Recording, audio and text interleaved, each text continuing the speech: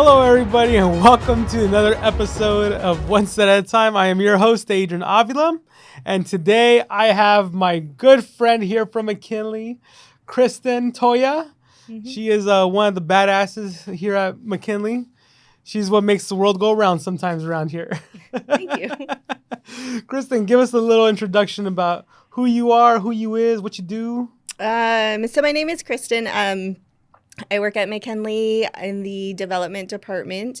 I have been here for 7 years. I got my official happy anniversary last month. So it's been 7 years, right? Whew.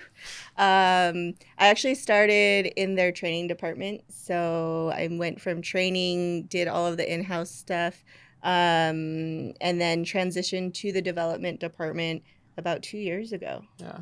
Mm-hmm. And you were the boots on the ground before, right? Like Yes. you were actually one-on-one with kids here or 1-on-5 or Yeah, so before I came to McKinley, I worked at another placement, same type of program, but working with girls. And I started there straight out of college. It was like, what am I doing with my life? I need a job type of thing. Started working with the girls as a counselor. So it was on the 24-hour care kind of thing. I worked 16-hour shifts on the weekend. We took them out. We took them to school. We did all the outings, all of that good stuff with them.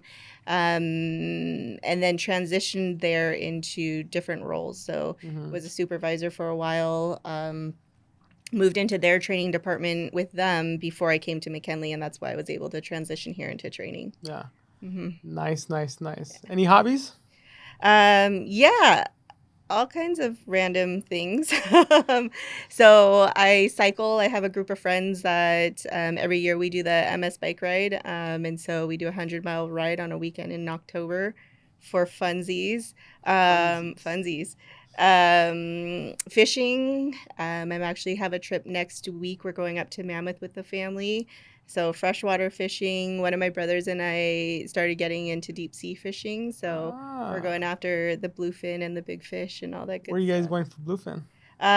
We went out of San Diego. So about 2 years ago, we went after like trophy size and yeah. What's your biggest catch? 230 pounds. Huh? Yeah. All by my lonesome. Shut What was it? What fish was it? Yeah. A bluefin. A bluefin? Yeah. Mm-hmm. Oh my gosh, I'm jealous. Now I gotta go join you. It was amazing. Yeah, sign me up for the next one. I'll go. For sure. Or we'll head down to Mexico and let's do it. Do a trip. Let's do it. So much fun. What else do I do with life? I spend a lot of time trying to build up a garden. It's a work in progress, I guess. A garden. What are you gardening? So I'm making an attempt to grow corn this year. Yeah, I don't know. I just get seeds and I'm like, let's put them in dirt and see what happens. Not too shabby. Yeah, so I bought my house in Upland about 8 years ago. And we have just so much land in the back. It's grass and then dirt. And so my aunt was like, plant something. Let's see what happens. Not bad. So I guess that's a hobby, right? You start living off the land, nomad style. No. You want some solar on there so you can get off the grid all the way. In Upland, in the middle of Upland. No one knows where I'm at. That's awesome. I didn't know about the fishing one, deep sea fishing. That's awesome. Yeah. I love being outside. I'm more of a mountain person than the ocean. I do a lot of hiking and kind of exploring, but yeah, fishing always brings us back. Brings the family together, actually. It's a big family thing. It's a big family thing. Yeah. Not too shabby. Well, let's get into what McKinley is all about because our listeners, our viewers have been hearing about McKinley, and I just wanted to really shed some light about what McKinley is, what programs there are here, how can people be part of McKinley, what are you guys looking for? I know we're always looking for people with time, talent, and treasure, but maybe we break it down to, so that people know what's going on out here. Okay. So McKinley's been around since 1900. They're looking at a big 125th anniversary next year. So everyone's super excited with that. So our foundation started with foster care, essentially. Back in the 1900s, we were an orphanage for boys. And the programs have grown from that. So basically, whatever the state mandated and we had to do to fulfill is kind of where our foundation and our core is. And that's why our residential program is so important to us, because that's really where we started, and that's kind of our heart of everything that we do. So our residential program are the boys. I know you've come out and met them. Now it's called an STRTP. It's a short-term therapeutic residential program. And we have youth that live on site with us. We provide the 24-hour care. We make sure they go to school, get all of their needs met. We're trying to entertain them on the weekend so they're not getting themselves into trouble.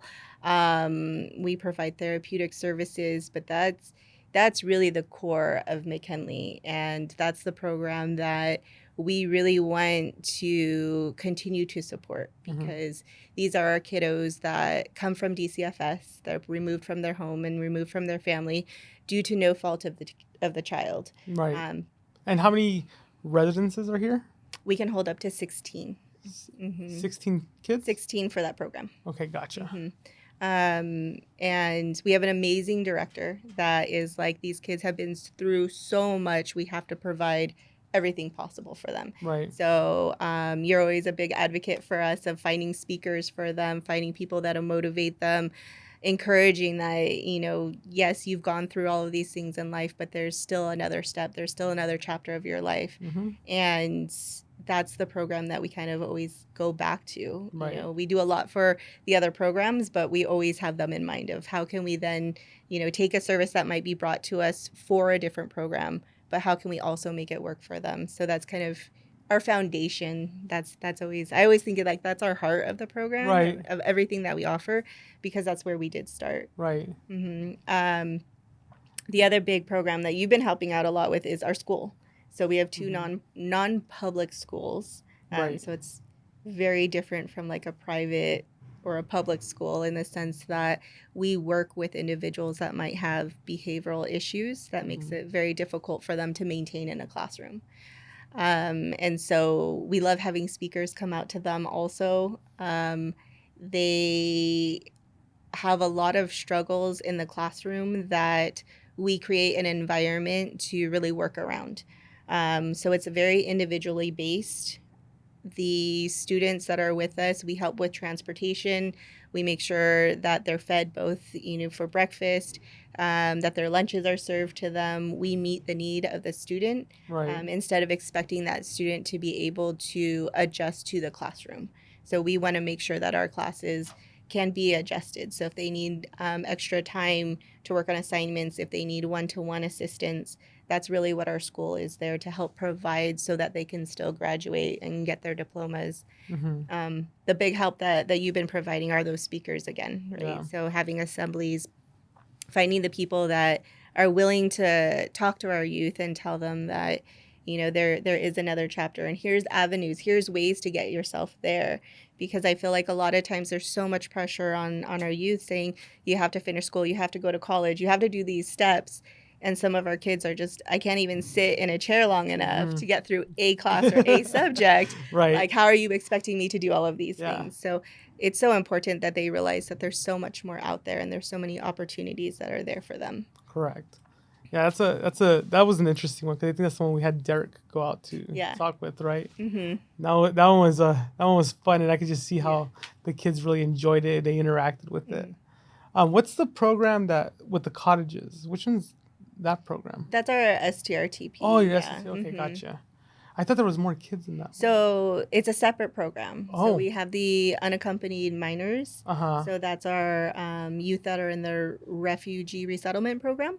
Gotcha. So it's a little bit different. It's probably our newest program on campus, but they do live with us as well. They can hold 60 youth at a time. And so it's a little bit different. It's a shorter program. They're here for about 30 days.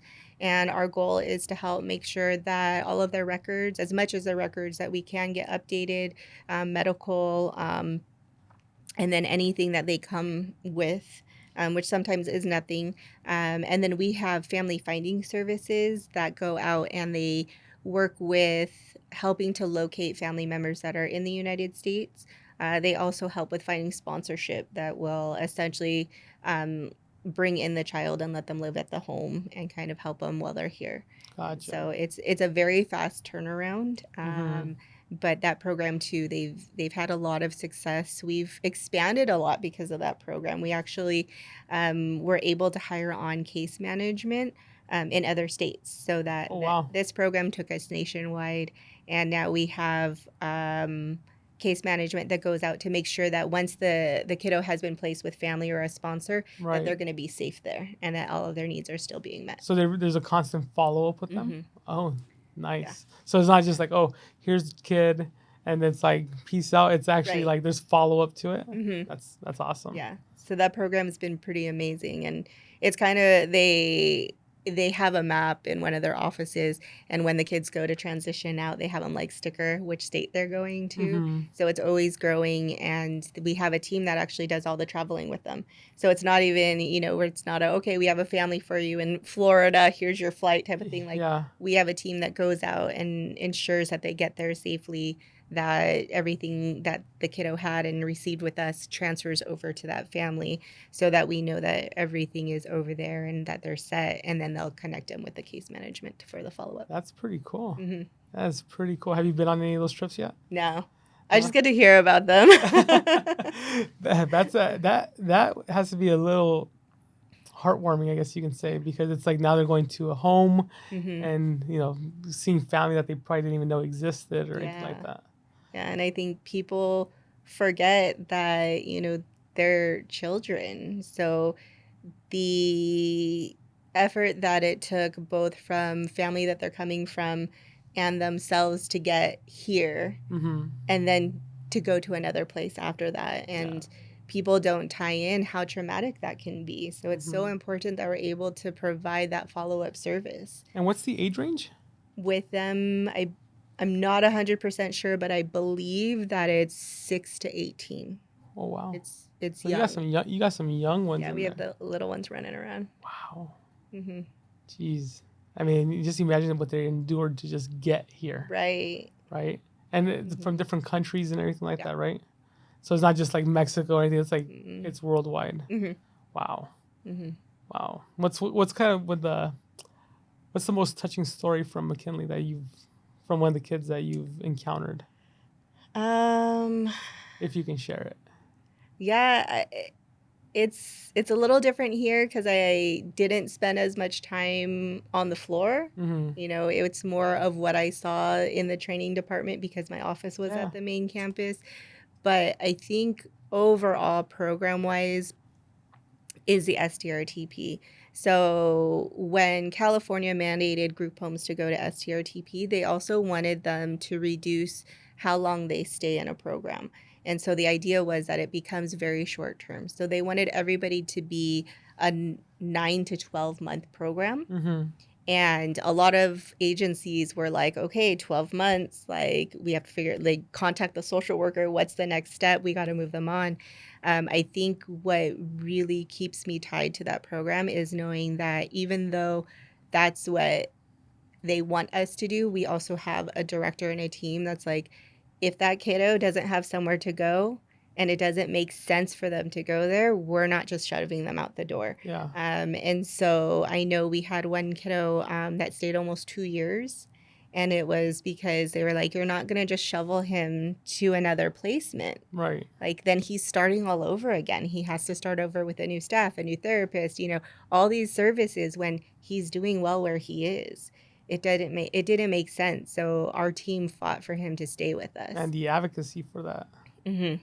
Yeah. And I think to me, that's where it's like, we're doing something right because we're not just shuffling through these kids. We want to set them up for success. Right. And we have the team that's willing to do that and to fight for that. Yeah. And that's why I really look upon McKinley to see what it is that people can come back and, how people can help, because a lot of people don't even know this exists here Mhm. in sunny Southern California, right? Like, Yeah. one of our guests was like, I live a mile away and I didn't know this place existed. Like, what the heck? And he was like, he thought it was part of the high school. Mm-hmm. I was like, no, this is like totally different, not public. This is all, private in a way. Yeah. So, I mean, what's the best, like, what can people do if they, they find in their hearts to want to do something and provide something to McKinley, whether it's time, talent, or treasure. Like, what is it that McKinley needs? What is it that they're looking for?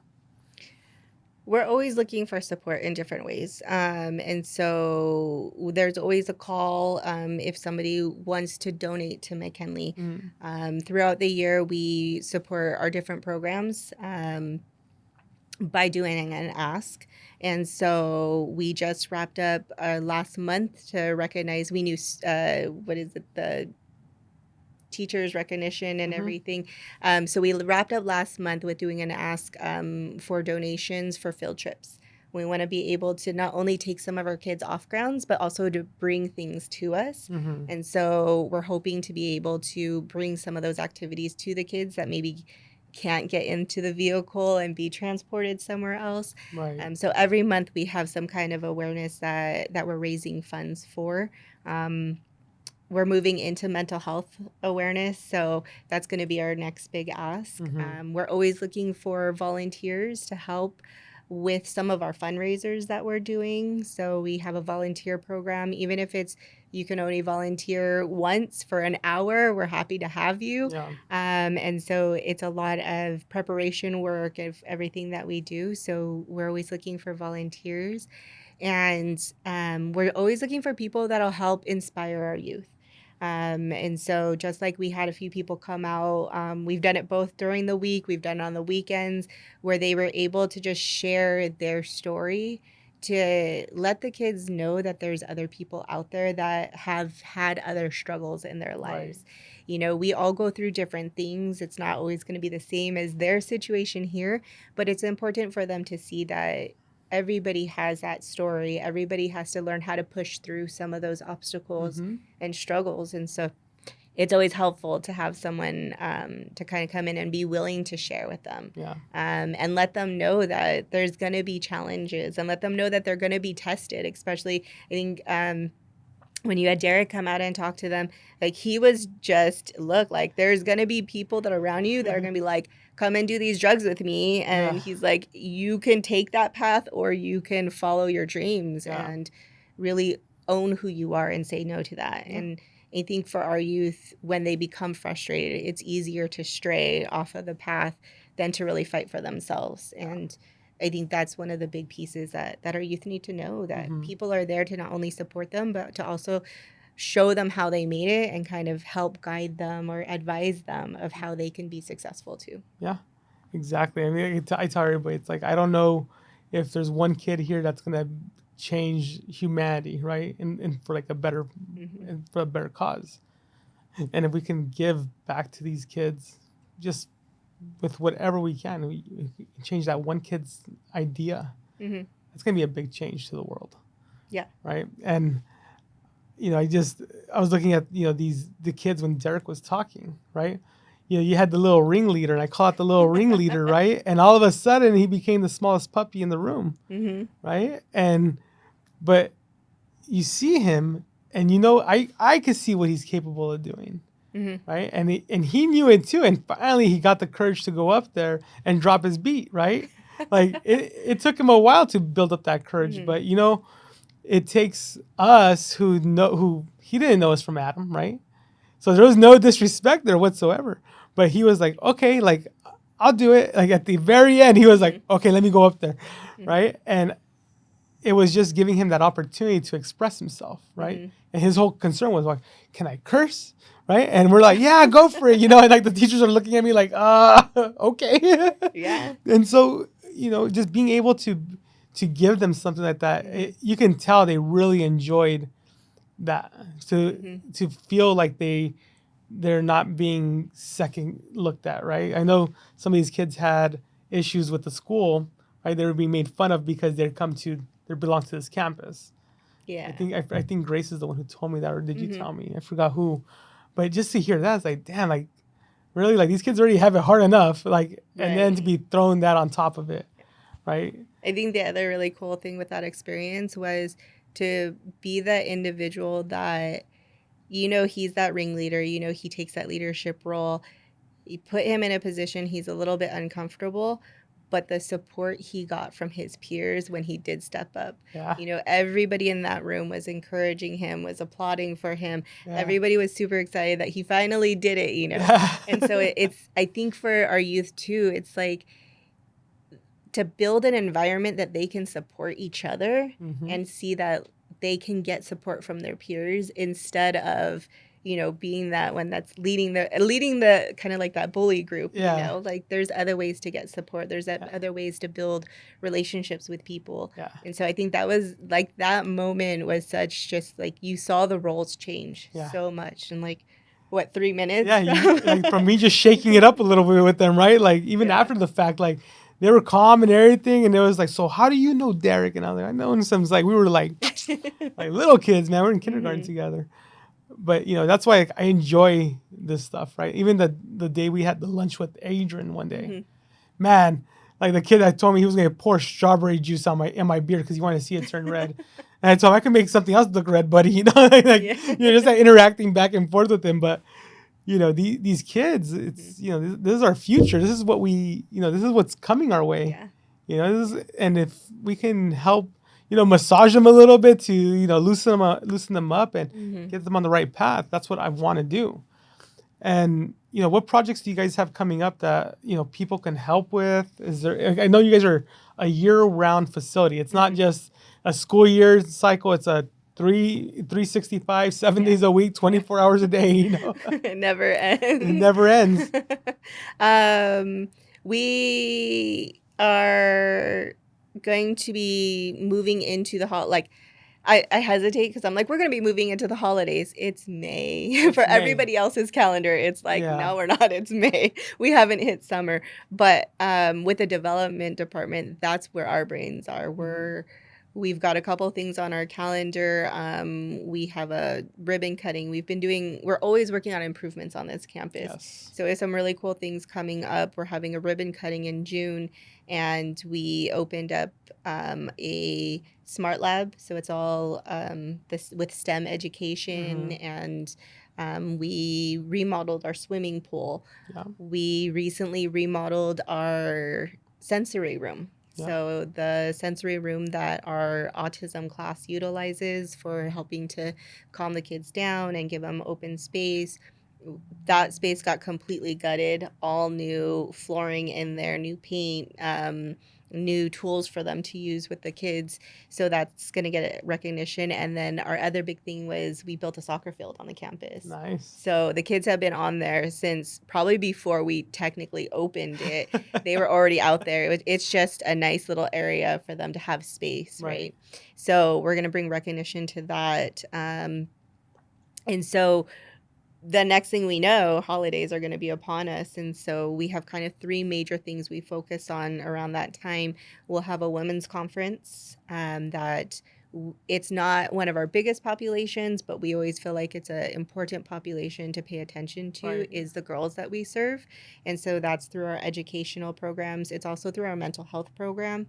Our mental health team provides services throughout Bonita School District, and we expand into Orange County and Riverside. It also brings some attention to the girls that we serve in our foster family agency. So we do have placement for some of the youth, and we're always looking for foster families if anybody's interested in that. And so the women's conference is a big one. Then right after that, we roll into Thanksgiving time. So we do something called Harvest of Hope, where we help provide meals to our families throughout all of our programs. So if we have a family that's in need, we want to be able to help that. We know food always brings people together, right? Yeah. And we want to make sure that our youth have those experience of positive holiday meals. And so one of the ways that we can help that is helping take some of the stress away by helping provide the meal. Right. So we do a big call for holiday meals. And then our other biggest one is going to be at the end of the year is our Toys for Joys. And we take our auditorium over by the school and transform it into a whole toy store. And so we're always looking for sponsors for all of these things, donations, for Toys and Joys, toys. Like we always need toys. Right. And our biggest ask, or we always find ourselves asking for things for the teenagers. Everybody loves shopping for the little ones, but we sometimes are like, we got to fill the shelf for our older kids as Right. well. But that's always our big push towards the end of the year, is just making sure that we can make that holiday season fulfilled for these kids that maybe don't have a lot at home. And with all of those things, we make sure that we're serving as a development team. We're always serving all of our departments. Nice. We want to make sure that no matter which program this youth is getting services from, that we're there to help them and help that family, really, so that they can be united in a positive unit. Yeah. And I mean, for a lot of us out there, it's, the holidays, it's just another day for us, right? It's like I see my family so often, it's like, oh, well, we're just getting together again, right? But for these kids, it's more than just that, right? It's, so to be able to give back to them, it's a great feeling. It's, it's to let somebody else, enjoy that. One of my big things, like in the family, is like, now we tell everybody, you know what? It's just one gift for everybody. So it's like the gift exchange, right? Nice. And like the kids still get like their presents and everything, but it's like, how can we give back to like the others, and how can we support, the less, less. I hate saying the less fortunate, but the ones who truly need that spirit, right? And if we can start looking at it now, and again, the holidays are around the corner. As quickly as May has come, here we are, right? But it's just around the corner. We're 6 months away. Like we're 6 months away from the holiday seasons, and now's the time to start prepping for it for you guys. So we ask, like, whatever it is that you can help with, whether it's your time, talent, or treasure, reach out, because we're always looking to do projects here, right? We have a few other projects that we're looking at doing, like expanding the gym to something bigger, right? Or doing the volleyball court, or making like a multi-use court. So funding has to come for all that stuff as well. Yeah. So we're looking at different things to do here to make this place more of I would say, like, more homely, right? To where it's not just a campus. It's like there's activities here to do. So if you're a yoga instructor, reach out. The kids, we want to introduce yoga to the kids. If you're a jiu-jitsu instructor, come on out here, teach these kids how to, self-defense. Hopefully they don't use it on the other students, but but just some outlet for these kids to actually enjoy. Because like you said, we try to keep them out of trouble during the weekend. Right. So, and summer, right? Yeah. We said the holidays are around the corner, but we're upon summer. I think graduation's in 2 weeks. No, I already saw people saying that there was graduation this week. I was like, wait, what? It's already middle of May, and there's graduations happening. So we gotta keep them entertained. We gotta keep them busy, and I mean, it's for some of these kids, it's more than just an outlet. It's those life skills that they're gonna learn from here. Yeah. Right. And so we teach them those healthy hobbies in a sense, and we don't know where they're going to go, right? And it might be something that sticks with them for the rest of their life. Yeah. So. What I would love to do is get a Tai Chi instructor. That would be amazing. You know why? So when I was going through my whole, actually no one knows this. This is going to come out today. So when I was trying to channel my anger and everything, I went to this park in Rowland Heights, Shabarn Park. And there was these I'm going to put it out there. These Asians were out there, and I was like, this thing looks so ridiculous, but it looks soothing at the same time. So there I was joining them doing Tai Chi. I did it for a whole month. Nice. And it was just the most calming thing ever. And then the guy comes, he goes, you're the first, I don't know what you are. Right? You're the first one that's joined our group. And I was like, oh, okay. But it was just a way to release energy, in a way, right? And it just felt so good. And so I think back, and I'm like, dude, if these kids tried yoga, tried Tai Chi, did something that actually made them just calm down a little bit, I think we would see the benefit for them. Yeah, it's a whole nother discipline. Right? It is. It is, and I think these kids definitely would enjoy something like that. So again, if you have some kind of talent that these kids can use, reach out. If you got some treasure that you just, it's overspilling in your safe, you can donate it over. Or if you got too much time on your hand, you don't know what to do, and you're just there twiddling your thumbs on the desk, spend some time out here. We're always looking for people who can bring some kind of, positivity, some growth to the youth. And with that being said, anything that McKinley has is always on our description, on the links down below. Feel free to give them a holler. This is our badass Kristen that we reach out to, that she makes she moves the chess pieces around. Thank right? you. I try. Yeah. And for those, in HR and, the higher ups, if you want to give her a raise, this is the opportunity. I won't say no. She won't say no to it. But again, Kristen, thank you very much for what you do here at McKinley. I see the stuff that you guys are doing. And, we're always here sponsoring and always just trying to put the word out there for everybody to, kind of give back to the community. And thank you again for your time. Absolutely. Thank you. So, guys, thank you for tuning in, and we'll catch you guys on the next one. Later, guys.